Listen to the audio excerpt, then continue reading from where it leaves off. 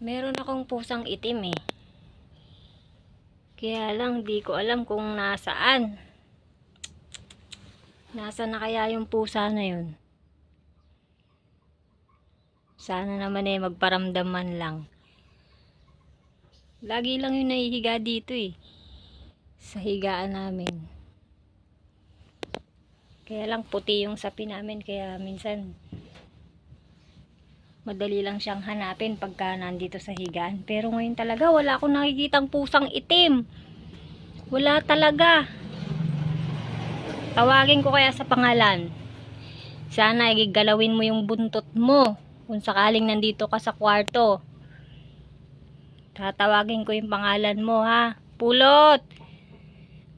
Itaas mo naman ang buntot mo. Kung nandito ka sa kwarto, magparamdam ka. Pulot! Pulot! Nandito ka ba?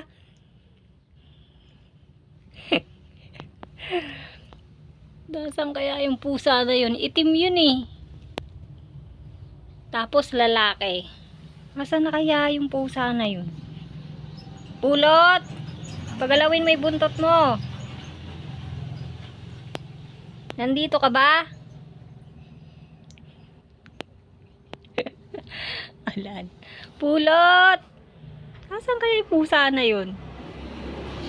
Itaas mo naman yung buntot mo kung nandito ka. Kanina pa kita hinahanap. Pulot!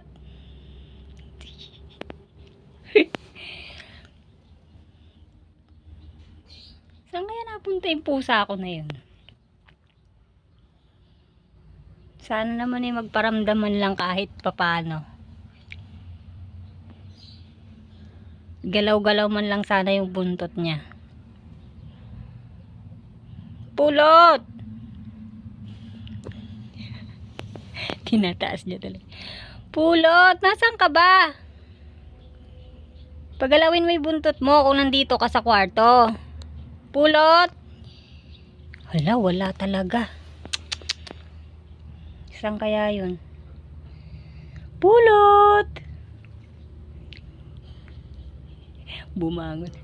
Pulot! Wala talaga. Ay. Ay, saan kaya si Pulot? Wala siyang pake.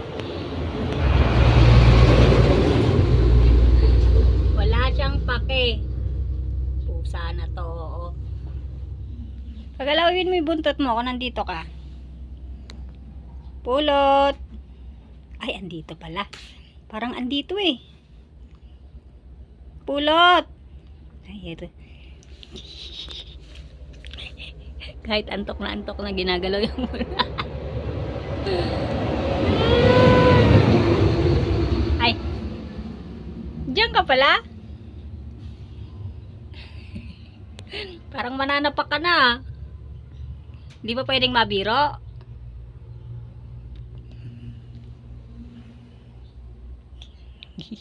Ginalaw-galaw na yung bundot niya. Pulot, lablab yan eh. Naanto ka ba? Sige, matulog ka na.